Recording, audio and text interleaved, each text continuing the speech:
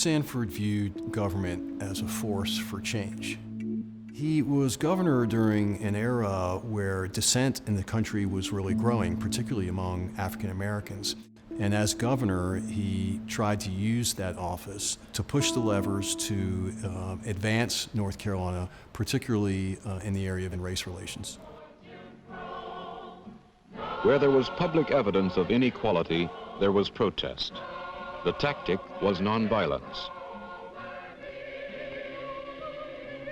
Early on in North Carolina, a handful of students sitting in at Greensboro and Durham lunch counters bore witness for the complaints of Negroes. Well, airplanes flying across the land and sea.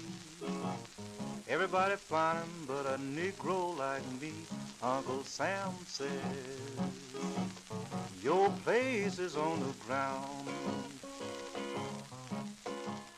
When I fly my We didn't participate in these protests just to have the right to eat in the same dining hall as the non-Negro population.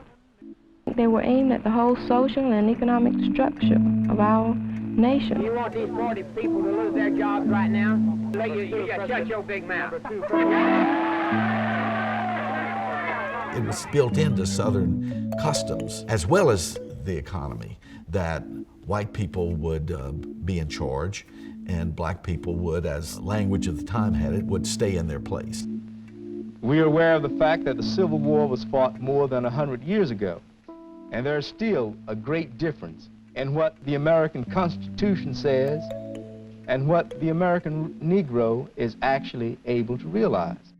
In spite of the fact that we were beginning to integrate our schools, it was still too difficult for a black person to enter into the economic side of North Carolina. And I say segregation now, segregation tomorrow, and segregation forever. So Wallace was able to touch the fear of both cultural change and economic competition.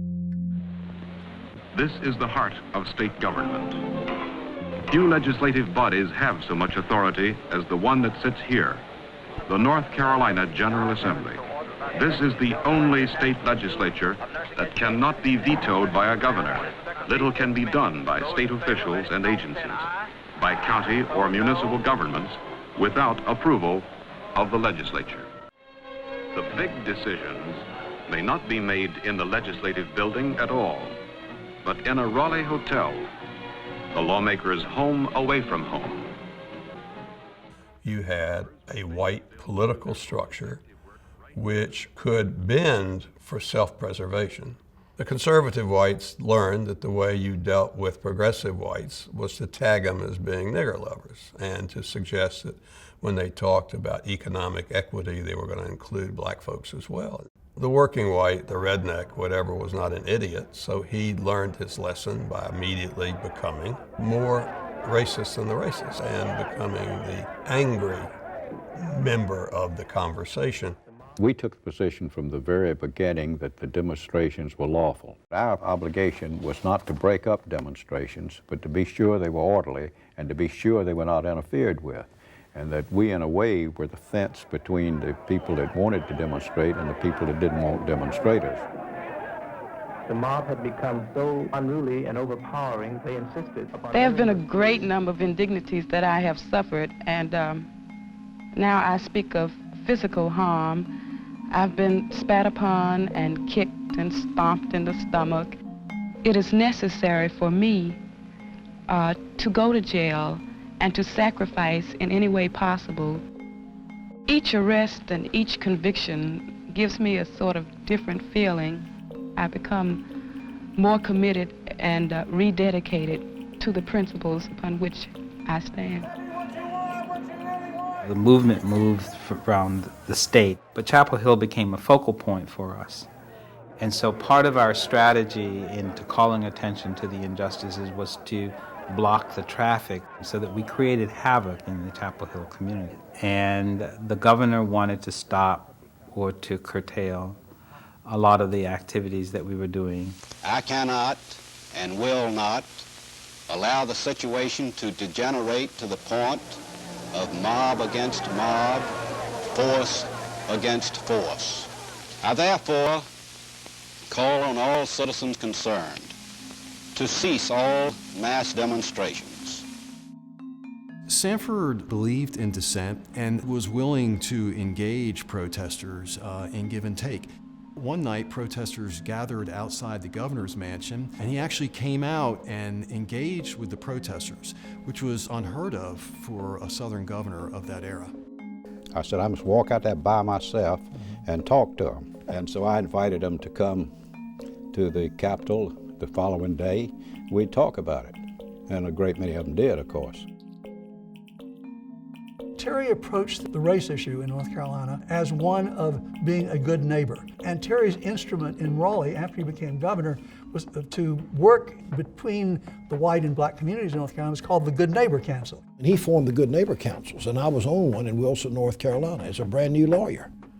We talked about things in my hometown that I didn't know about. I didn't realize they didn't have streets paved across the tracks where most of the African Americans lived. I learned that. Now is the time in this 100th year, not merely to look back to freedom, but to look forward to the fulfillment of its meaning. North Carolina and its people have come to the point of recognizing the urgent need for opening new economic opportunities for Negro citizens. We will do it because it is honest and fair to give all men and women their best chance in life. Terry was always trying to understand how politics work, how push from the bottom allowed people at the top like him to convince people that they couldn't just stand with the old ways. It's a delicate and difficult game, right? Because oftentimes he found himself questioned, particularly by leaders of the civil rights movement in the state, who felt that Terry was not going far enough. While governors like Terry Sanford did not raise their hand and say, I am an ally, or did not necessarily march, but they said the right things and took the right actions to help further this cause. The Negro citizen, by his demonstrations, has delivered the message that he is not content with a situation which denies him many of the opportunities and privileges which are afforded as a matter of course to other citizens. Anyone who hasn't received this message doesn't understand human nature.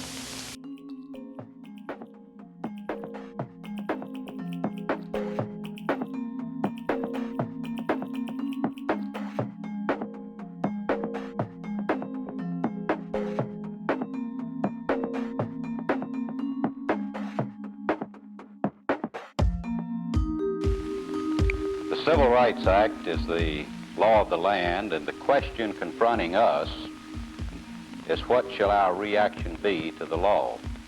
My appeal to our people of both races is unchanged, therefore. That appeal is that we honor the law, that we deal justly, love mercy, and walk humbly before God. That way we will find peace and the kind of progress that can enrich all our people, both spiritually and materially.